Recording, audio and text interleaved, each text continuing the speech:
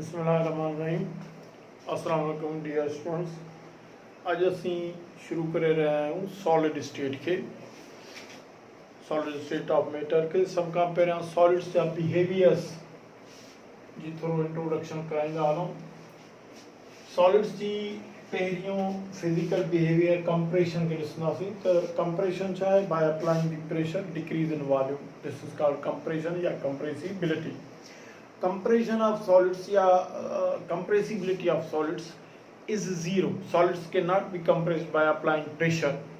छाकाणि तो solids जे particles जे विच में empty spaces मौजूद हूंदियूं आहिनि, पर ये insufficient empty spaces आहिनि, यानी कि pressure असां अप्लाई करे हिननि खे वधीक हिक ॿिए जे वेझो नथा करे सघूं, जंहिंजे करे प्रेशर जो सॉलिड्स जे वॉल्यूम ते को बि इफेक्ट कोन्हे ऐं उन जी कंप्रेसिबिलिटी ज़ीरो हूंदी।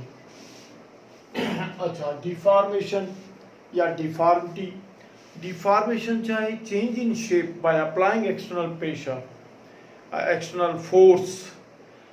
ॿाहिरीं फोर्स अप्लाई करे तव्हां सॉलिड जी शेप के, तव्हांखे ख़बर आहे सॉलिड्स के डेफिनेट शेप थींदी आहे, सॉलिड जी शेप के तब्दील कयो त change in shape by applying external force, this is called deformation. Specially deformation metals ॾेखारींदा आहिनि। जॾहिं असां उन ते एक्सटर्नल फोर्स अप्लाई कंदा आहियूं त उहे पंहिंजी बज़ाहिर वारी शेप खे डिफॉर्म करे वठंदा। यादि करे छॾियो त सॉलिड्स जेके डिफॉर्म थींदा वो वेरी हाई एक्सटर्नल फोर्स सां डिफॉर्म थींदा, नॉर्मल या लो एक्सटर्नल फोर्स जे अप्लाई करण सां न थींदा। डिफ्यूजन आहे, तव्हांखे ख़बर आहे त लिक्विड्स एंड गैसेस जी डिफ्यूजन जी भेट में सॉलिड जी डिफ्यूजन इंतहाई स्लोएस्ट रेट सां थींदी आहे। लिक्विड्स एंड गैसेस जी डिफ्यूजन जो मेन कारण आहे फ्री मूवमेंट ऑफ मॉलिक्यूल्स, जॾहिं सॉलिड्स जी डिफ्यूजन जो मेन कारण वाइब्रेशनल मोशन आहे, वाइब्रेशंस ऑफ पार्टिकल्स आहे। तव्हांखे ख़बर आहे त सॉलिड जा पार्टिकल्स पंहिंजी मीन पोजीशन ते टू एंड फ्रो मोशन रखंदा आहिनि, सिंपल पेंडुलम वांगुरु। उन जे करे इहा वाइब्रेशन आहे, इन वाइब्रेशन जे करे सॉलिड्स जा पार्टिकल्स हिक ॿिए में डिफ्यूज़ थींदा आहिनि, स्पेशली मेटल्स डिफ्यूज़ थींदा आहिनि, पर उन जो डिफ्यूजन जो रेट स्लोएस्ट हूंदो आहे। मेल्टिंग आहे, तव्हांखे ख़बर आहे त सॉलिड्स मेल्ट बि थींदा आहिनि eight there definite melting point. इहो इन जे करे जीअं जीअं असां हीट ॾींदा वेंदासीं त सॉलिड्स में फ्री मूवमेंट पार्टिकल्स खे त आहे कोन, सॉलिड जे पार्टिकल्स में वाइब्रेशंस हूंदी आहे, इहा वाइब्रेशंस वधंदी। हीट ॾियण सां सॉलिड जे पार्टिकल जी वाइब्रेशन वधंदी। जीअं वाइब्रेशन वधंदी त पार्टिकल जे विच में जेके अट्रैक्टिव फोर्सिस इन दे ग्रो वीकर, उहे कमज़ोर थींदियूं ऐं नतीजे में सॉलिड पार्टिकल्स एतिरो स्पेस पैदा कंदा जेतिरो लिक्विड्स जे पार्टिकल्स में आहे, त पोइ सॉलिड जी स्टेट बि मेल्ट थी करे लिक्विड स्टेट खे जॉइन कंदी। त increase in vibrations of particles जे करे तव्हां सॉलिड्स खे मेल्ट बि करे सघो था eight there melting point. Sublimation तव्हांखे ख़बर आहे त on heating conversion of solid directly into gaseous state without passing through the liquid phase. Liquid phase मां गुज़रण खां बग़ैर डायरेक्टली सॉलिड जो gaseous state में कन्वर्ट थियण हीटिंग ते या सब्लिमेशन आहे। हिते मां तव्हांखे थोरो सब्लिमेशन ऐं मेल्टिंग में डिफरेंस ॾेखारणु चाहियां थो। ॾिसो, हीअ सबलाइम सॉलिड्स जेके थींदा आहिनि उहे चंद थींदा आहिनि, मेजॉरिटी ऑर्डिनरी सॉलिड्स जी आहे। हिते ॾिसो, जॾहिं असां ऑर्डिनरी सॉलिड खे,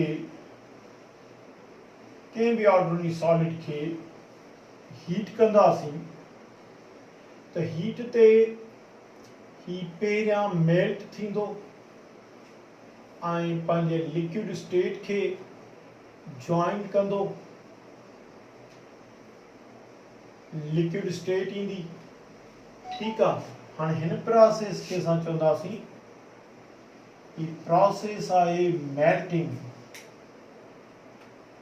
ठीक ऐं जंहिं डिग्री सेंटीग्रेड ते जंहिं टेम्परेचर ते इहो मेल्ट थियणु शुरू कंदो उनखे चवंदासीं मेल्टिंग पॉइंट। बराबरि मेल्टिंग पॉइंट खे पोइ था एक्सप्लेन कयूं अॻिमें मेल्टिंग ऐं सब्लिमेशन में फ़र्क़ु कयूं। हाणे जॾहिं तव्हां लिक्विड स्टेट खे हीट कंदव त ही बॉयल थी करे वेपोराइज थींदी ऐं हिते वेपर्स स्टेट में ईंदी या गैस स्टेट में ईंदी। त हिते जेको लिक्विड बॉयल थिए थो इहो आहे बॉइलिंग प्रोसेस। इन प्रोसेस खे असां चवंदासीं बॉइलिंग। अच्छा, वरी जेकॾहिं वेपर फेज़ खे या गैस स्टेट खे कूल कंदा त पोइ ही रीजॉइन कंदो लिक्विड स्टेट खे, पर हिन प्रोसेस खे असां हिते सॾींदासीं छा? Condensation. The process in which gases या vapors join the liquid state on cooling, that is called condensation. अच्छा, जेकॾहिं हिन लिक्विड स्टेट खे कूल कंदव, हिनखे जेकॾहिं कूल कंदव त ही सॉलिड स्टेट खे जॉइन कंदो ऐं हिन प्रोसेस खे असां सॾींदासीं फ्रीज़िंग। हाणे तव्हां गौर कयो त मेल्टिंग जो ॿियो नालो असां फ्यूजन भी चवंदा आहियूं। मेल्टिंग या फ्यूजन जो ऑपोजिट फ्रीजिंग आहे, फ्रीजिंग जो ऑपोजिट मेल्टिंग प्रोसेस आहे। अहिड़े नमूने सां कंडेंसेशन जो ऑपोजिट बॉइलिंग आहे, बॉइलिंग जो ऑपोजिट कंडेंसेशन आहे। हाणे जेकॾहिं तव्हांखे MCQs में अचे त opposite of boiling is correct option थींदो condensation, opposite of melting is freezing. अच्छा, ॿियो थींदो आहे sublimation. Our dear students, so he sublime solids असां खणूं था। sublime solids जो एग्जांपल जीअं ॾिसो आहे कैम्फरा,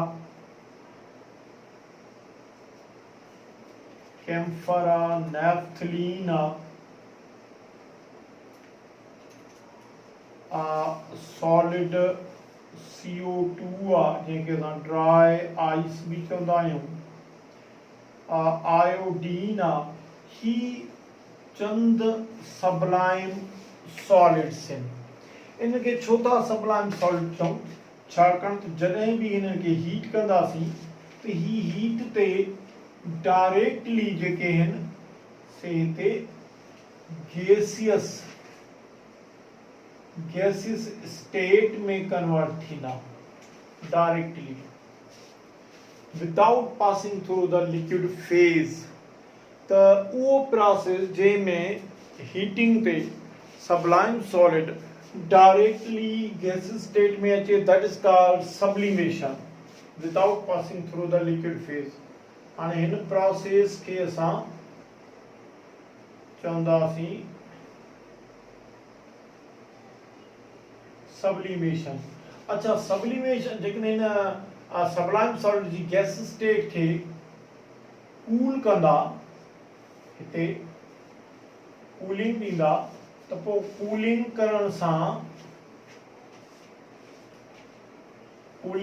सां ही स्टेट डायरेक्ट वरी सॉलिड में कन्वर्ट थींदी। त इहो प्रोसेस, इन प्रोसेस के असां सॾींदासीं छा सॾींदासीं? डिपोजिशन। This is deposition. तो याद करे छॾियो, सब्लिमेशन जो ऑपोजिट डिपोजिशन आहे, डिपोजिशन जो ऑपोजिट सब्लिमेशन आहे। अहिड़े नमूने सां मेल्टिंग जो ऑपोजिट फ्रीजिंग आहे, फ्रीजिंग जो ऑपोजिट मेल्टिंग आहे, बॉइलिंग जो ऑपोजिट कंडेंसेशन आहे, कंडेंसेशन जो ऑपोजिट बॉइलिंग आहे। बहरहाल ऑर्डिनरी सॉलिड खे हीट ॾियण सां लिक्विड स्टेट में पहिरियां ईंदो, डायरेक्ट वेपर फेज में न ईंदो, डायरेक्ट गैस स्टेट में न ईंदो। हिन सबलाइम सॉलिड हीट ॾियण सां डायरेक्टली गैस स्टेट में ईंदा। इवन जे करे जो हिननि सॉलिड्स जे पार्टिकल्स जे विच में अट्रैक्टिव फोर्सिस तमामु कमज़ोर थींदियूं आहिनि, जंहिंजे करे हीट ॾियण ते उहे अट्रैक्टिव फोर्सिस एतिरो त डिस्टर्ब थींदियूं आहिनि जो मुर्गो ई स्टेट सॉलिड खां डायरेक्टली गैसिस पैदा थी थिए, जंहिंजे करे सब्लिमेशन थी थिए। ओके,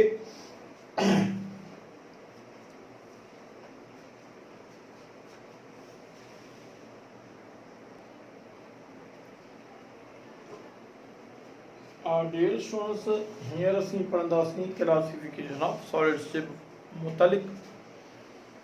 सॉलिड्स के ॿिनि क्लासिस में क्लासीफाई थो कयो वञे। हिकिड़ा हूंदा आहिनि क्रिस्टलाइन सॉलिड्स, ॿिया हूंदा आहिनि एमार्फियस सॉलिड्स। क्रिस्टलाइन सॉलिड्स में छा हूंदो, यादि करे छॾियो। क्रिस्टलाइन सॉलिड्स में हैविंग छा हूंदो, crystal system, crystal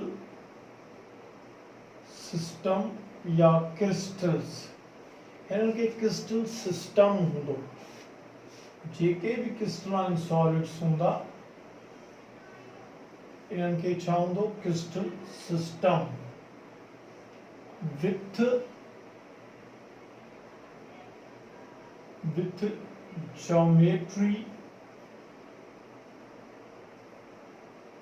geometrically shape। इन जे क्रिस्टल्स जी मखसूस ज्योमेट्री हूंदी, ज्योमेट्रिकल शेप हूंदी।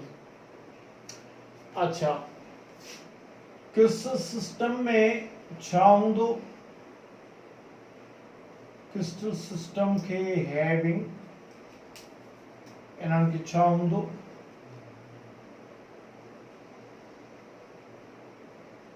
यूनिट सेल्स, इनके यूनिट सेल्स हूंदा। अच्छा, यूनिट सेल्स के छा हूंदो, यूनिट सेल्स के हूंदो सेल डायमेंशन। सेल डायमेंशन के छा हूंदो, हैविंग 3-dimensional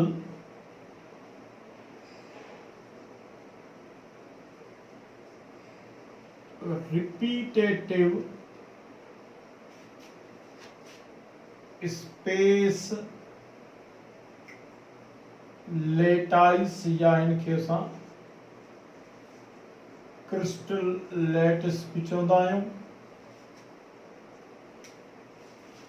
स्पेस लेटाइस या क्रिस्टल लेटाइस।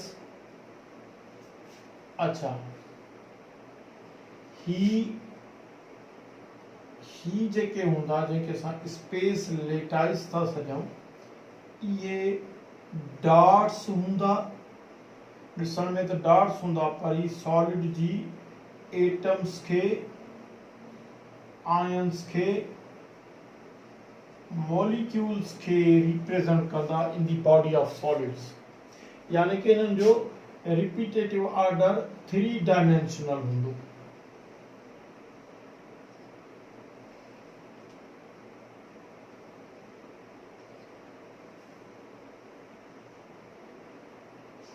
रिपीटेटिव ऑर्डर हूंदो।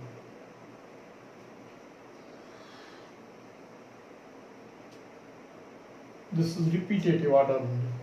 हिननि जी ऑर्डर में किथे भी फेरफार न हूंदी। ऐं इहो असांखे ऑर्डर कॾहिं मिलंदो, जॾहिं असां कंहिं भी क्रिस्टलाइन सॉलिड जे क्रिस्टल जी एक्सरे डाइफ्रेक्शन या इलेक्ट्रॉन डाइफ्रेक्शन कराईंदासीं। अच्छा, हाणे जेकॾहिं असां हिन खे उल्टो पढ़ूं त 3-dimensional रिपीटेटिव स्पेस लेटाइस जे करे जेको आहे सो हिते पैदा थींदो सेल डायमेंशन। सेल डायमेंशन छा है, याद करे छो सेल डायमेंशन हिरसो ट्रे डायमेंशंस इन एक्स वाई जेड जैसे सा ए बी सी चई सघूं था। सो लेंथ ऑफ एड्स इनके साथ ज़ाहिर करना ए बी सी सा तव्हांखे एक्स वाई जेड जे बजाय इनके तव्हां ए बी सी भी चई सघो था। सपोज कयो this is A B C ऐं इन जे विच में एंगल्स भी ठहंदियूं त एंड एंगल्स के असां शो कंदा आहियूं अल्फा बीटा गामा सां। Between them collectively is called cell dimension या सेल पैरामीटर। सेल डायमेंशन छा है, स्पेस लेटाइज जे जेका एड्स इन पासा आहिनि टे ए बी सी ऐं उन्हनि पासनि जे विच में जेके कुंडूं आहिनि अल्फा बीटा गामा जूं, इहे टई पासा ऐं उन्हनि जे विच में कुंडूं एंगल्स मिलाए करे असां सेल डायमेंशन ठाहींदा आहियूं। हाणे मिसाल तौरु ॾिसो, एग्जाम्पल में असां हिते खणूं था, एग्जाम्पल में माफ़ कजो हिन जा मां अखरनि जा थोरो फॉन्ट नंढा कया आहिनि छाकाणि त अहिड़ी सारी क्लासिफिकेशन न त समाए न सघंदी हिन थोरे स्पेस में। ॾिसो जीअं असां हिते क्यूबिक सेल डायमेंशन खणूं था, क्यूबिक सेल डायमेंशन जी कंडीशन कहिड़ी आहे, ए बराबर बी बराबर सी, यानी कि टई पासा लेंथ में हिकु जेतिरा हुजनि, टिनी पासनि जे विच में ए बी सी टिनी पासनि जे विच में जेका लेंथ आहे उहा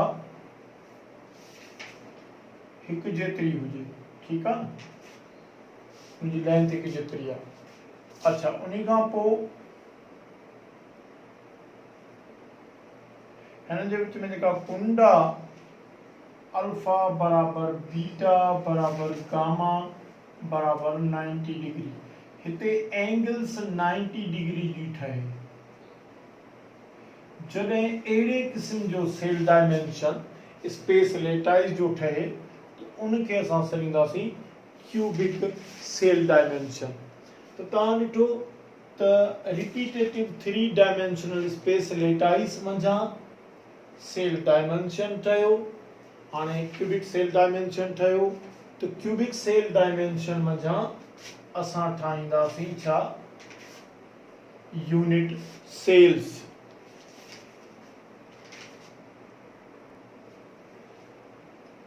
अच्छा, हाणे हिन सेल डायमेंशन मंझां असां ठाहींदासीं unit cell. Basically unit cell आहे छा, यूनिट सेल आहे basic building block of structure या geometry of crystal system.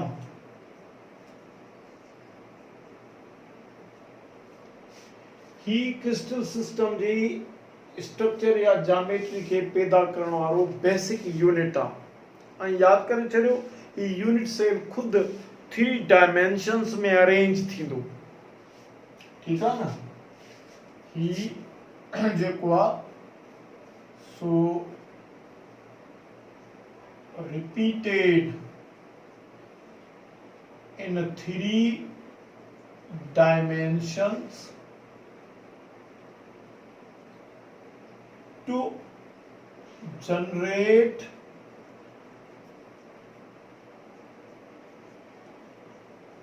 crystal system। Crystal system के जनरेट करण लाइ हे खुद यूनिट सेल 3 डायमेंशंस में रिपीट थींदो। हाणे जहिड़े क़िस्म जो सेल डायमेंशन हूंदो ओड़े क़िस्म जो यूनिट सेल प्रोड्यूस थींदो। हाणे सपोज कयो असां हिते एग्जाम्पल वठूं था क्यूबिक यूनिट सेल जो। हाणे छाकाणि ॾिसो सेल डायमेंशन जो क्यूबिक कयो आहे त पोइ ही यूनिट सेल्स भी क्यूबिक ई प्रोड्यूस कंदो। यूनिट सेल्स भी क्यूबिक प्रोड्यूस कंदो ऐं क्यूबिक यूनिट सेल्स कुछ अहिड़े नमूने सां हूंदो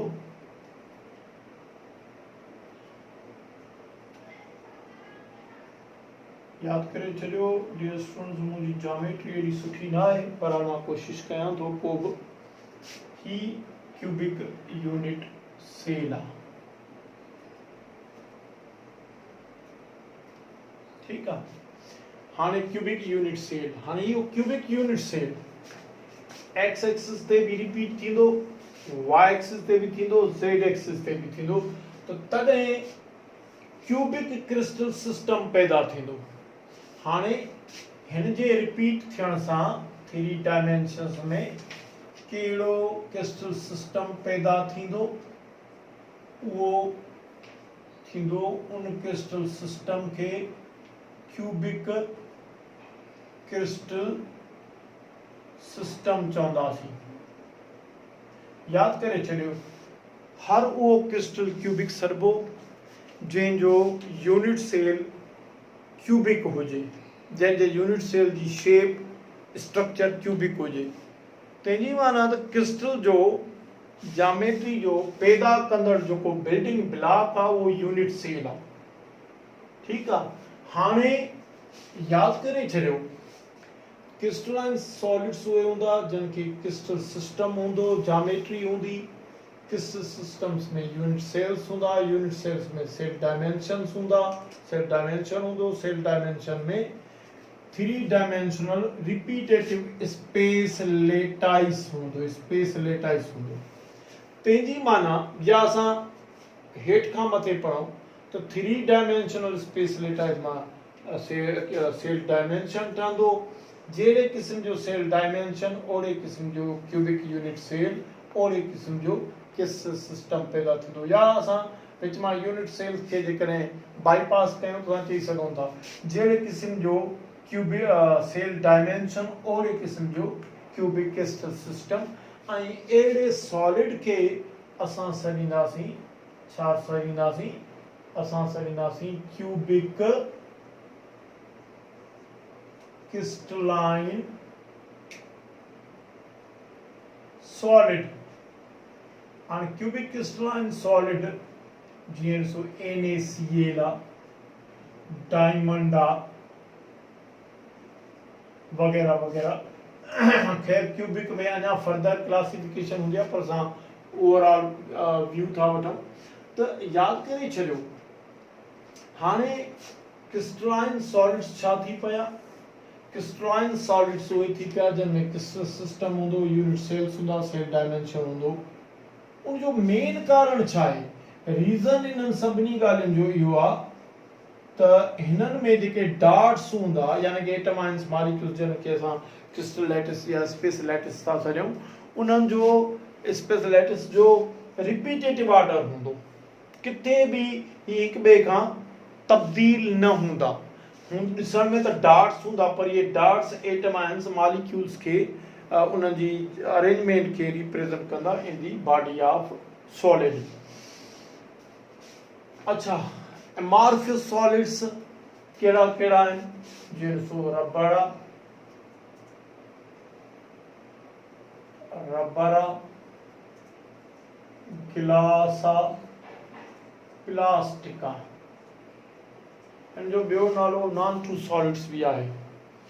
अच्छा, हिननि में का बि अहिड़ी शइ न हूंदी, न त हिन में क्रिस्टल हूंदो, न हिन में यूनिट सेल हूंदो, न हिन में सेल डायमेंशन हूंदो। अलबत्ता स्पेस लैटिस हूंदी पर उहा स्पेस लैटिस छा हूंदी, नॉन रिपीटेटिव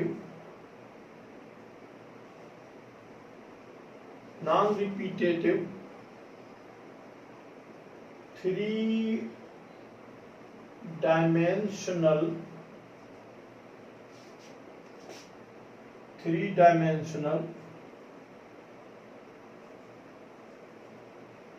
स्पेस लैटिस हूंदी इन जी रिपीटेटिव ऑर्डर हिकिड़ो न हूंदो, नॉन रिपीटेटिव ऑर्डर हूंदा।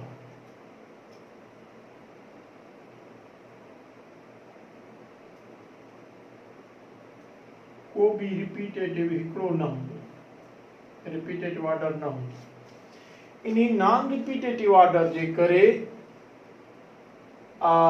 न त हिननि जो को मखसूस सेल डायमेंशन ठहंदो, न हिननि जो को डेफिनेट यूनिट सेल हूंदो, न हे का क्रिस्टल सिस्टम जनरेट कंदा, न वरी हे क्रिस्टलाइन सॉलिड सघंदा। हाणे सुवाल थो पैदा थिए, सॼो डियर स्टूडेंट्स चक्कर हिते आहे, हिते non repetitive order of three dimensional space lattice आहे, हिते रिपीटेटिव ऑर्डर हूंदो, repetitive order of space lattice हूंदो। हाणे सुवाल थो पैदा थिए त हिते हिननि पार्टिकल जी रिपीटेटिव ऑर्डर अरेंजमेंट जो, हिते पार्टिकल जी अरेंजमेंट नॉन रिपीटेटिव में आहे, हिते स्पेस लैटिस थ्री डायमेंशंस में नॉन रिपीटेटिव आहे, हिते स्पेस लैटिस थ्री डायमेंशन में रिपीटेटिव आहे। इन जो कारण छा आहे? सॼो डिफरेंस हिन जे करे थो थिए न। हिते यादि करे छॾियो डियर स्टूडेंट्स, सॉलिड जी बॉडी जे अंदरि सॉलिड पार्टिकल्स खे स्टेबल पोजीशन खपे। हाणे यादि करे छॾियो स्टेबल पोजीशंस कहिड़ियूं थींदियूं आहिनि?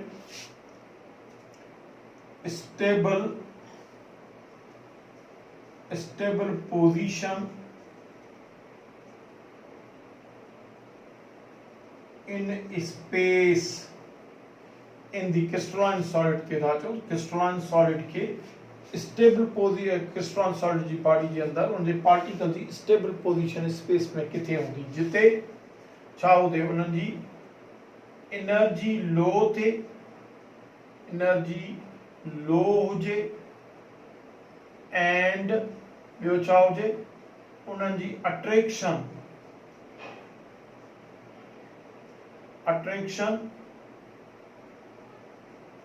विथ अदर पार्टिकल्स उहा मैक्सिमम थे। ये क्राइटेरियाज सॉलिड जी बॉडी जे अंदर पार्टिकल जी स्टेबल पोजीशन के वाज़े कनि था।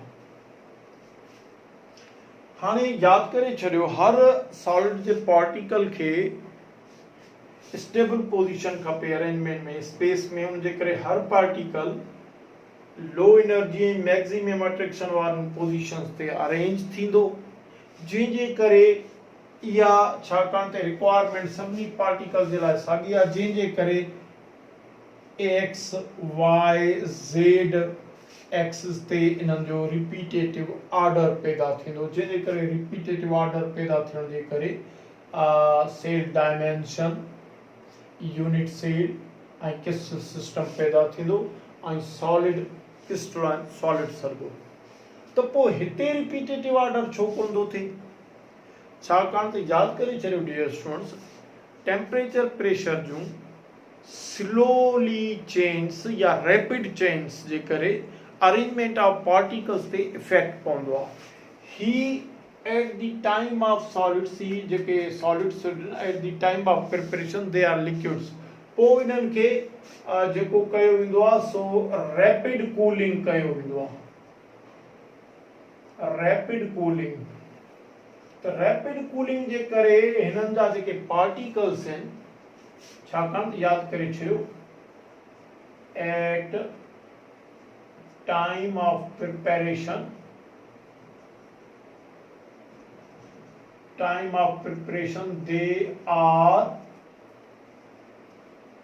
दे आर लिक्विड्स। ये लिक्विड्स हूंदा आहिनि, जंहिंजे करे इन्हनि खे असां नॉन ट्रू सॉलिड्स बि चवंदा आहियूं। पोइ इन्हनि खे रैपिड कूलिंग कई वेंदी आहे, यानी कि यकदमि इन्हनि खे कूल वाटर में उछलायो वेंदो आहे, कोल्ड वाटर में उछलायो वेंदो आहे। त रैपिड कूलिंग जे करे हिननि जा जेके पार्टिकल्स आहिनि उहे रिपीटेटिव ऑर्डर में अचण खां कासिर थी वेंदा आहिनि, उनजे लाइक़ न रहंदा आहिनि, जंहिंजे करे उन्हनि जो नॉन रिपीटेटिव ऑर्डर पैदा थींदो आहे ऐं नॉन रिपीटेटिव ऑर्डर थियण जे करे इहे इमॉर्फिस सॉलिड्स थी वेंदा आहिनि। ठीकु आहे, उन्हनि जो को यूनिट सेल न हूंदो आहे, को सेल डायमेंशन मखसूस न हूंदो आहे, न उन्हनि जो को क्रिस्टल सिस्टम थींदो आहे। पर हिते टेम्परेचर प्रेशर जूं कंडीशन्स अहिड़ियूं आहिनि जो पार्टिकल सभई पंहिंजे पाण खे स्टेबल पोज़ीशन्स ते यानी कि लो एनर्जी ऐं मैक्सिमम अट्रैक्शन वारनि पोज़ीशन्स इन द स्पेस में पंहिंजे पाण खे रिपीट कंदा, जंहिंजे करे रिपीटेटिव ऑर्डर पैदा थींदो।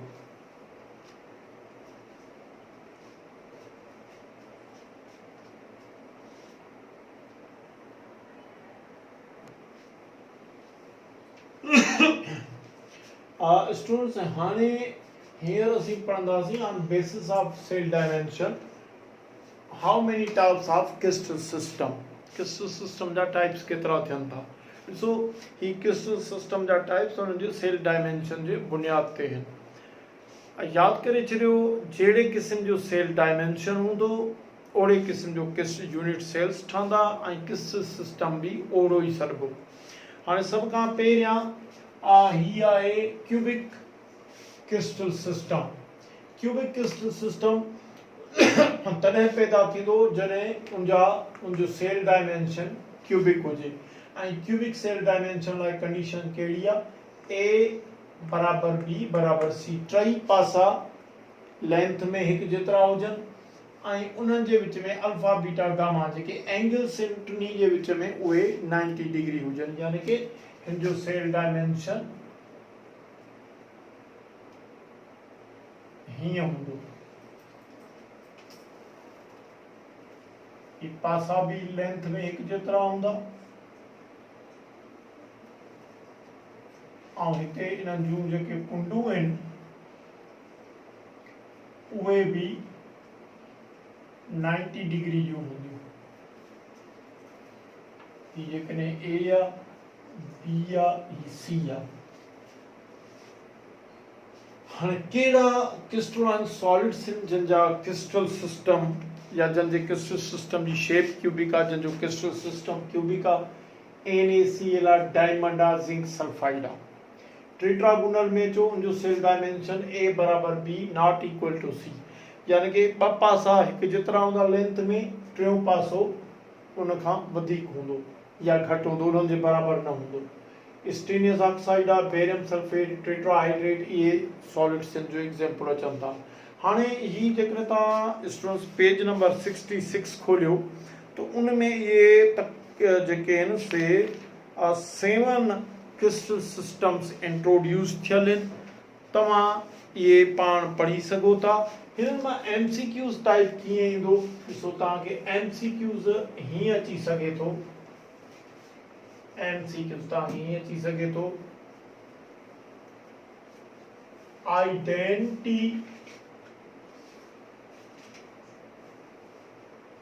identify the cell dimension of cubic crystal system। Cubic crystal system जो सेल डायमेंशन आइडेंटिफाई कयो, पोइ उनमें A बराबर B not equal to C, alpha बराबर बीटा बराबर गामा बराबर 90 डिग्री, या B में ॾींदो A equals to B equals to C, alpha equals to beta equals to gamma equals to 90 degree. त असां सही ऑप्शन खणंदासीं D, इहो क्यूबिक क्रिस्टल जो क्यूबिक सेल डायमेंशन आहे। या तव्हांखे MCQs ॾेई सघनि था, MCQs ॾेई सघनि था, which of the following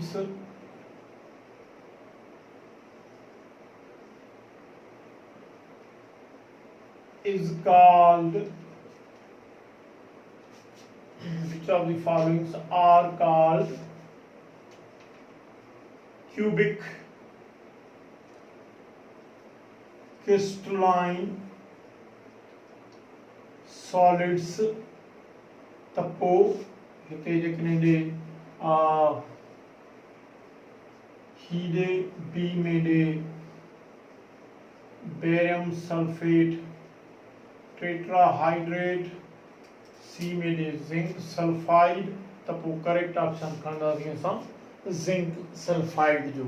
ये पेज नंबर 66 खां पेज नंबर 68 ताईं 7 types of crystal system introduce थियल आहिनि, छाकाणि 7 types of cell dimension introduce थी चुकिया आहिनि हिन वक़्त ई। उन करे क्रिस्टल सिस्टम भी 7 टाइप्स जा आहिनि, उन करे यूनिट सेल्स भी 7 टाइप्स जा आहिनि। इहे एग्जाम्पल्स तव्हां पाण यादि करे सघो था, मूंखे इन्हनि सभिनी एग्जाम्पल्स ते लिखण जी ज़रूरत न आहे।